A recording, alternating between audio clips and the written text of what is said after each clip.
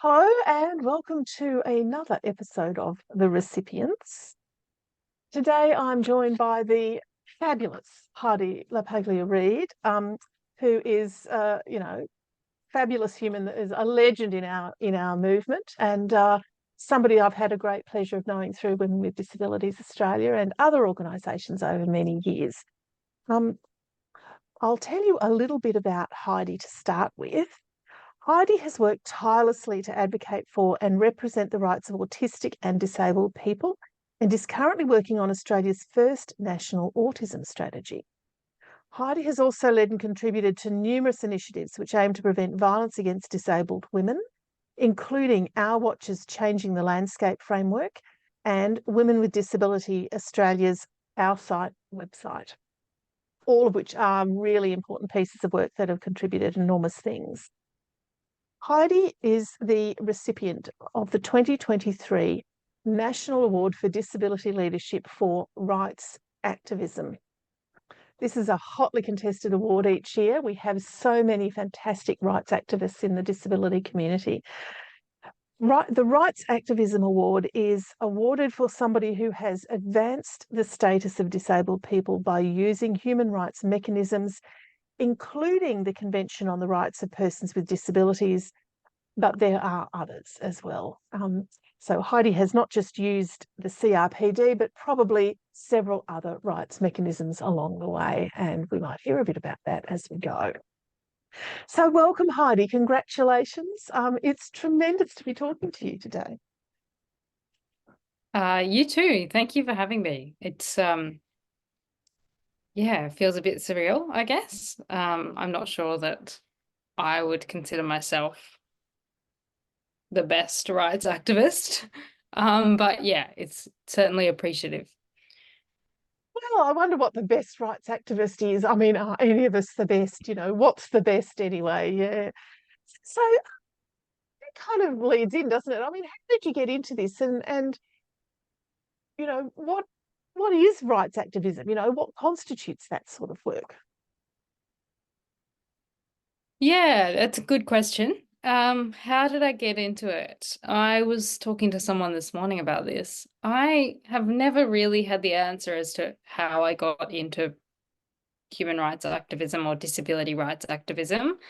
But I guess it stems from being a disabled person myself and having experienced what I would call mistreatment from various systems and structures, very much starting with going through the mental health system as a teenager, so before I was even an adult, and just always having this strong sense of social justice and feeling like something's not right and that needs to change. That all started to make sense for me, I suppose, when I was diagnosed autistic at the age of 27, and realized that lots of autistic people feel that way because we tend to have quite, I guess, black and white thinking, very strong values. When something doesn't quite sort of align with our values or with what we know should be right, we just feel very strongly about that. And I know I'm one of those people. In terms of what rights activism actually is, I mean, I guess that depends on who you ask. But in terms of the Convention on the Rights of Persons with Disabilities, and other human rights conventions, I suppose for me, it's about trying to hold our governments, including our federal government and state governments, to account in making sure they uphold the rights of people with disabilities under those conventions, which a lot of the time, unfortunately, they don't. So yeah, as activists and advocates, I think we kind of have almost a duty to call that out, and try and advocate for improvement. Yeah, you talk there about that strong sense of social justice, and then you just mentioned that sense of duty. Do you think there are those of us who are just inherently the people who fix things or make change is the word of, that's sort of fashionable way of calling it now, and or just aren't going to be the people to sit back, and expect that it will be okay or that somehow somebody else will do it. Given that rights activists or change makers are in fact the minority of the population, we're not that kind of common. Even though we seem to move in communities and movements where there's a lot of us hanging out in certain spaces, but is there a type of person who does this, or is there a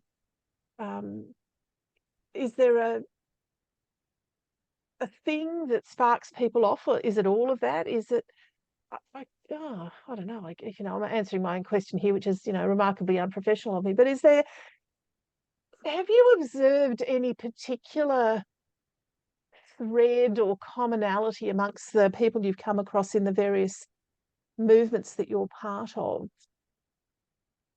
which is the spark that causes people to be in the change making space? Yeah, I think I don't. There's a huge diversity within activism and within change making, but I guess one thing is I think we're often.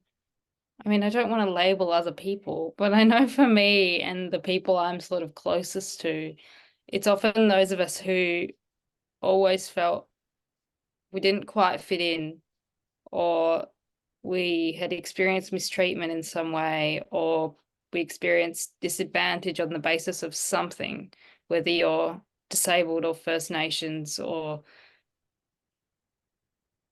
are a woman or gender diverse. There's something that makes it harder for us to get by in the world, I guess, generally. Or maybe for some people, it's that I guess you're a parent of someone that is disadvantaged or a friend of someone that's disadvantaged. But generally, from what I've experienced and seen, there's usually some kind of personal connection to why we do it. And I know for me there is. And yeah, I think for most people there is. But having those kind of like the United Nations conventions and discrimination acts in the state and federally, that gives us a way, a mechanism to use to advocate for change. So it's not just us kind of saying, oh, well, I have disadvantage and you need to change that. It's people that are able to, I suppose, connect their individual experiences to broader social structures, and see that it's not just an individual experience, if that makes sense. Oh, look, I was actually going to ask you about that. I'm really pleased you've touched on that, because something I've observed is that not everybody sees the system that they're inside. Yeah. And how it's that system which is causing or at the root of the oppression, marginalisation, discrimination, whatever, that they are experiencing as an individual. And I've often found myself in conversation with people over many years, somehow trying to work a way to support them to lift up and see it in a bigger picture way. So it is more of a systemic look. And so how you've just described that, where, it isn't just about the individual and this is my problem and it's about me. Yeah. How we as rights activists actually turn that into a space where this is actually a system issue. This is a thing where it's, the structures, the legal systems, patriarchy, which of course is at the root of so much, all of those systems that come to play, which don't take kindly to people who are different or people who don't operate in the generically narrow band, or all of that sort of stuff. And how have you observed that space of moving from the individual to the system, and how have you brought others along with you to see that? Yeah, you've got some hard questions. So Famous for hard questions, yes. Welcome to Christina. Go, fair Heidi. enough. I think for me, so it was, even though I'm autistic and disabled, I didn't always know that. Um, I actually started more in the, I guess, the feminist space, um, and was drawn towards that when I started to study gender studies at university and learn about systems, I guess, and how they impacted me as a assigned female at birth person, that identifies as a woman. And I don't know, I was talking to someone the other day about this, and they, particularly in spaces that are dominated by autistic people, we tend to be labeled as problems because autistic people tend to be very honest, I guess is the best way to put it. We kind of care less about calling things out because we tend to not be as drawn to abiding with social norms and wanting to fit in. And someone said to me the other day something about groups of autistic people being, subversive, and they used kind of a negative word about it. I don't know that they meant it in that way, but it came across in like, we're problem making type people. And I sort of said, well, I think of it more like groups of autistic people organizing amongst ourselves and getting each other to organize and see that it's the outside world that's the problem because they don't include us rather than us that's the problem. I see it a bit like feminist consciousness raising. And I guess that's because that's where my activism came from. But in the sense that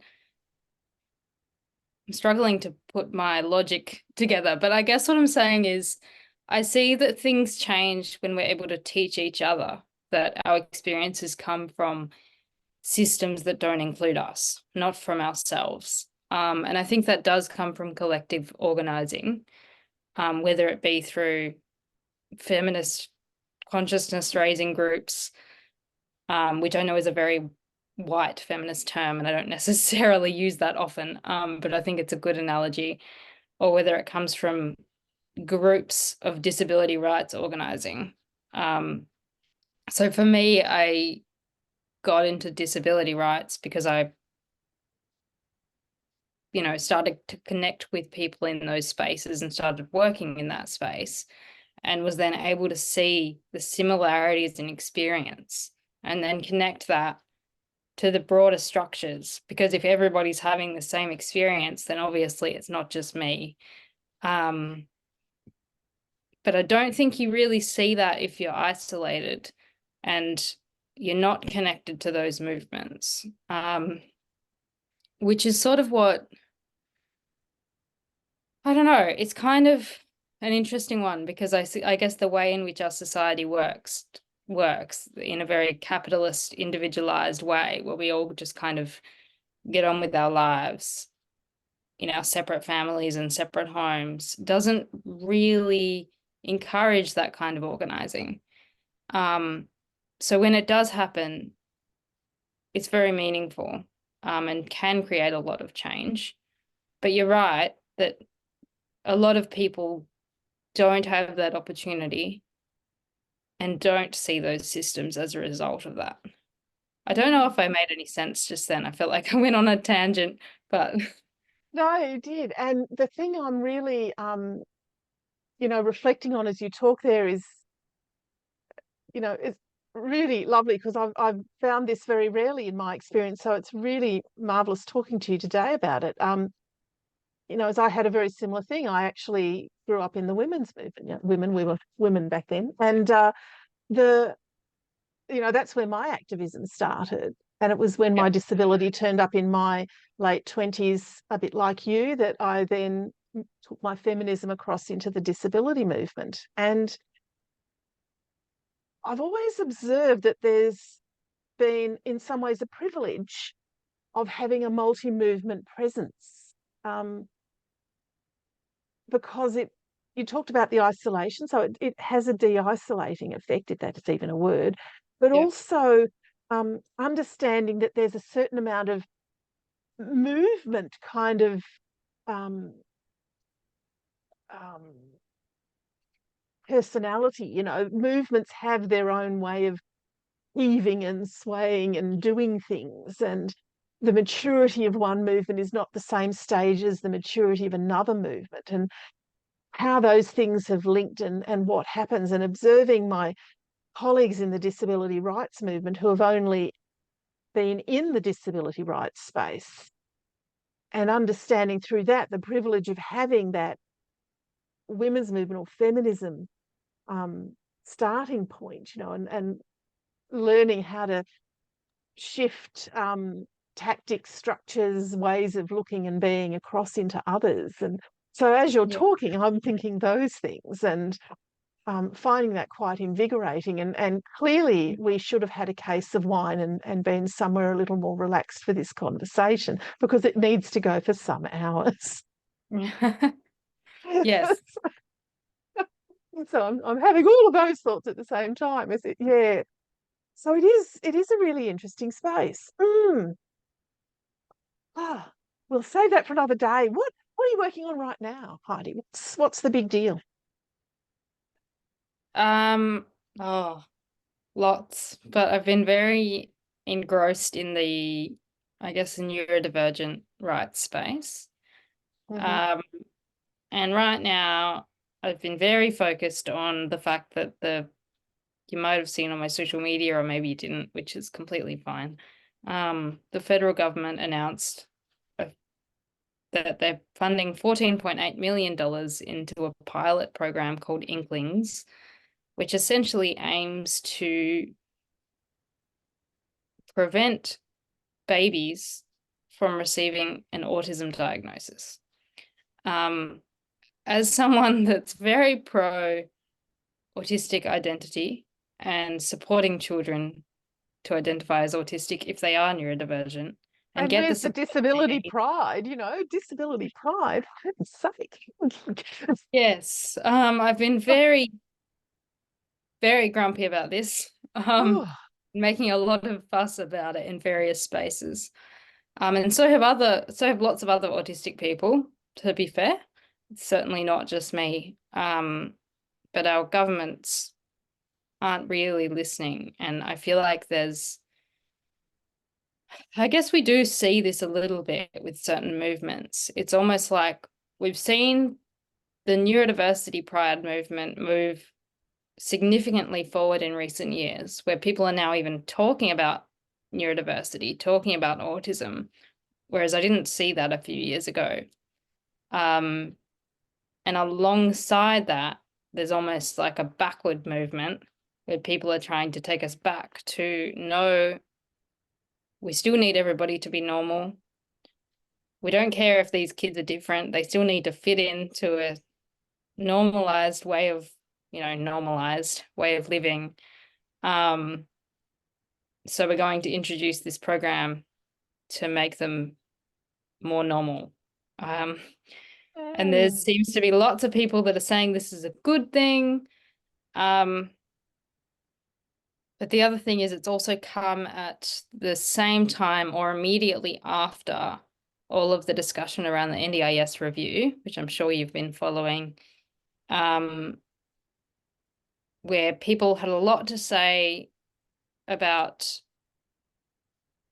unfounded, I guess a lot of people made lots of unfounded statements that autism is being overdiagnosed.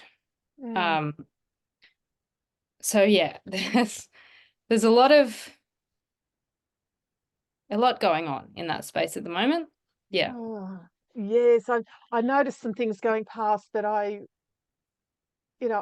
learned in my activism over the decades, through some of my aunties and such in movements that you focus on the thing that you focus on, and that's how you get stuff done. So I haven't focused too heavily on the Inklings thing, but I did notice it. That strikes me as somehow approaching eugenics, really.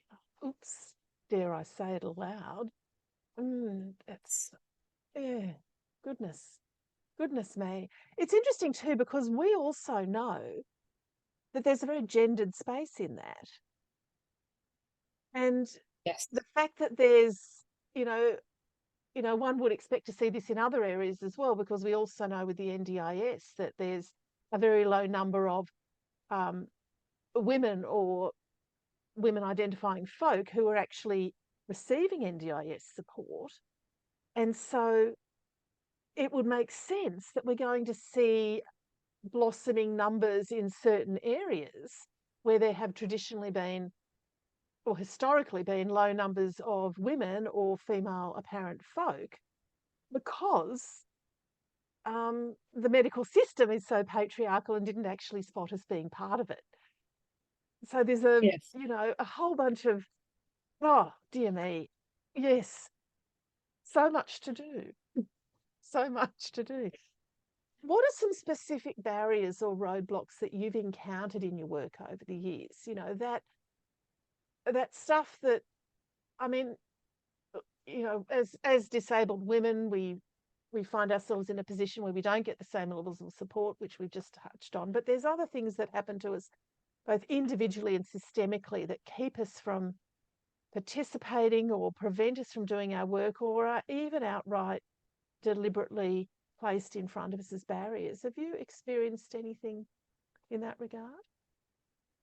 Um, Definitely lots of things. It's hard to pinpoint one, but I guess one thing I find very, very frustrating is that we talk so much about accessibility and inclusion of people with disability, but it's rarely intersectional. And I've really faced the brunt of this now that I'm a parent. So I have a almost 2-year-old now. And I felt like as soon as I even had to start, before it was even a thing, even when I had to start thinking about things like parental leave and needing flexible work arrangements around my child, the disability movement all of a sudden became less possible to engage in. Because it was just like everybody's just like, no, there's one way of doing things, and if you can't engage in that, then too bad. And that's, as you are probably aware, I worked for a disability people's organization for many years. And after having a child, I moved to working for myself because it was just impossible. And I've now engaged in the disability movement in a different way, in my own way, and I've had to kind of work around my own needs and my own child's needs. But it wasn't necessarily because I wanted to do it that way. It was because there was no other choice.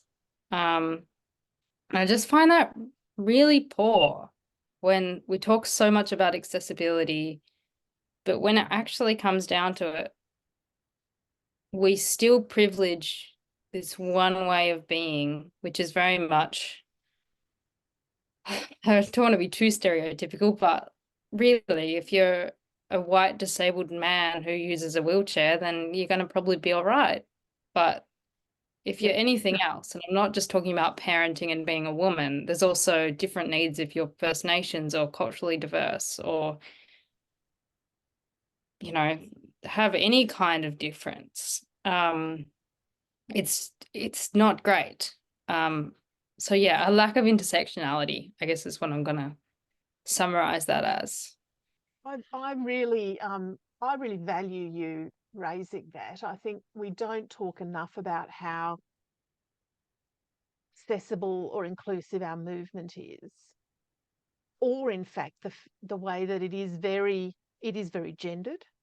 I mean, we started organisations because of that for, decades ago, but it still hasn't moved beyond the expectation that if we are going to engage, we have to engage on their terms rather than bringing ourselves, into the space in the way that works for us. And that's going to be different for all of us. I would have thought that in our community particularly, we would understand that every single one of us is a different human and we all have different solutions or different ways of engaging as a result.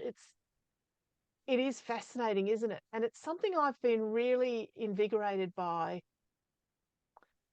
for some time now, is how we approach disability rights from a far more mature intersectional approach. So looking at or recognizing that we are bringing these multi-layered spaces together in our highly intersectional community, because we are such a highly intersectional community. Yeah. So thank you for that one. I think that's a really valuable addition to the conversation. And, we often look outwards for barriers. How much energy are we putting to looking inwards and recognizing our own space and cleaning up our own shit? Yeah. And I guess someone with I'm very sort of tied to values. Like when I say I value something, I really do. I don't just say it. I struggle with that because I guess if you look at governments or you look at conservative political parties, for example, I don't expect them to be inclusive. So when they're not, I'm kind of like, oh yeah, whatever. Like, haha, that's what we all expected.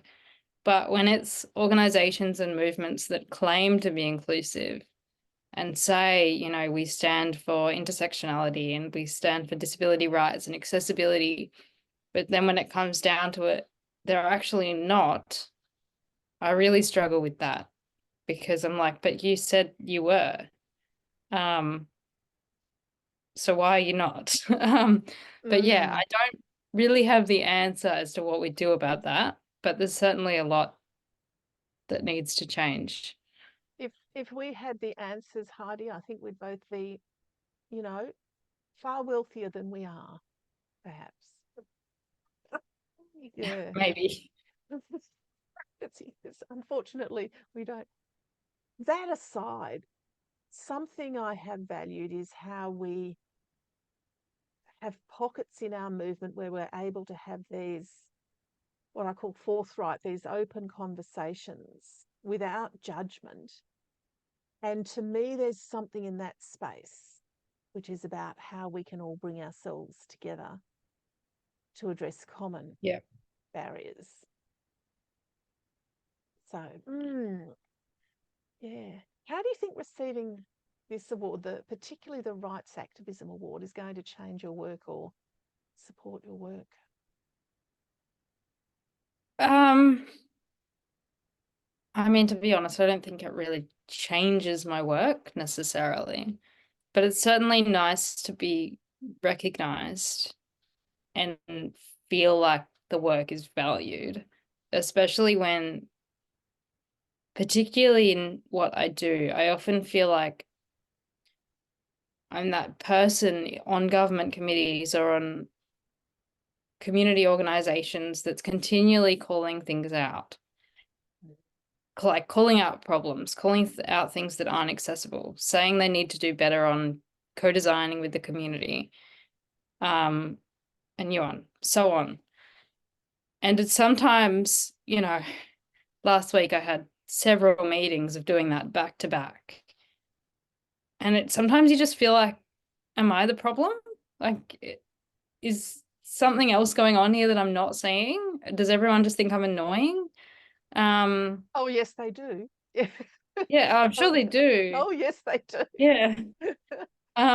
So I guess receiving an award like that does feel a bit like, well, at least maybe not everybody but at least some people value it.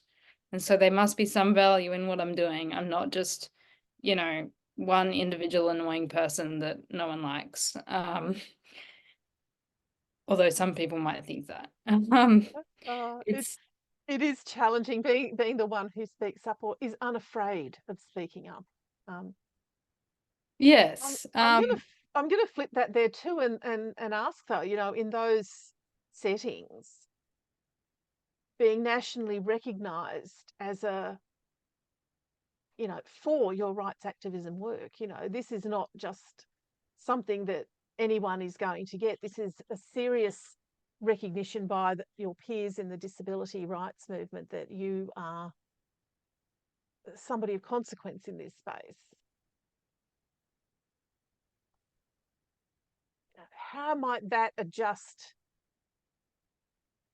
the minds of those government people who simply find you annoying, or the people in other spaces, organisations, academia, those spaces who find the questions or the statements awkward and inconvenient? I mean, I struggle to, I guess, know what they might be thinking about that. But I know that for me, it certainly feels more validating. It maybe gives a bit more weight to what I'm doing. And hopefully for them, maybe it would scare them into action a bit more. I'm not sure. Yeah, all I can really say is it feels validating and just gives me more energy to go and advocate for more change. That's fantastic. And so what are you going to do next? What's the big sort of thing? I mean, you've got the immediate work you're on now, but what's the plan? What is the plan? I don't really know. I get very hyper fixated on things, and at the moment that fixation is definitely on Inklings and the National Autism Strategy.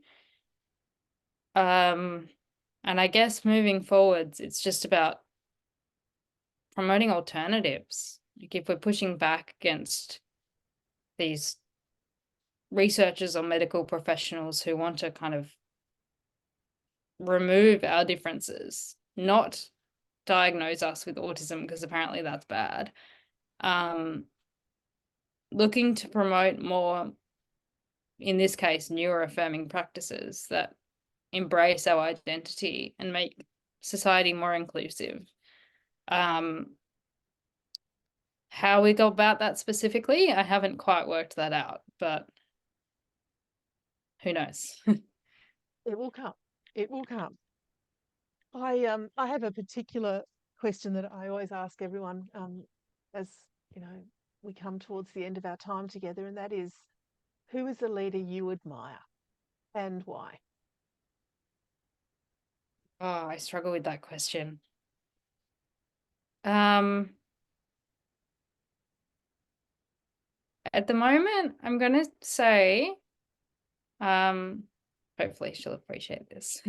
Sarah Langston is someone who I've come across recently who started up the Australian Neurodivergent Parents Association, which was incorporated in November, I think. Very, very recent, but it's made, ANPA is the acronym, so ANPA. ANPA has made a lot of noise already and is being recognized already 4 months into its fruition, I suppose, as a very, I can't remember the names it's been given, but essentially we've been labeled as a bunch of bored mums, a bunch of annoying autistic mothers who just want to piss everybody off. And I actually love that. I was going to say, get a think it's a t-shirt, annoying compliment. autistic mother. Yeah, Yeah. go for it. And Sarah's someone that's just has no fear, just is really staunch on doing what's right and pushing for the rights of ourselves and our children. And getting labels like that is just, it just says it all, really. Like, I think we all know that any kind of successful social movements have always been labeled as problematic, at least to begin with. So I think that's a great sign. And yeah, I think Sarah's been really proactive in making that happen and creating a space where autistic mothers and parents can feel safe to do that advocacy. Oh, fantastic. And I was once given a book by a colleague, and it just made sense at the time, but I'm thinking of it as you say that, and it's called Making Trouble. And it's someone's autobiography of being in the women's movement particularly, but yeah, when you're actually making an impact, when you're getting the job done, that's when they start calling your names. Yes, Thing. exactly. It's definitely a good thing. Oh, we have run out of time today, but it's been a real pleasure to sit and chat with you for a period, Heidi, and we must do it again at some point with a lot more time and perhaps that bottle of wine or two. Thank you so much once again. Congratulations on being the recipient of the Rights Activism Award in the National Awards for Disability Leadership 2023. Heidi Le Paglia Reid, thank you so much. No worries. Thank you.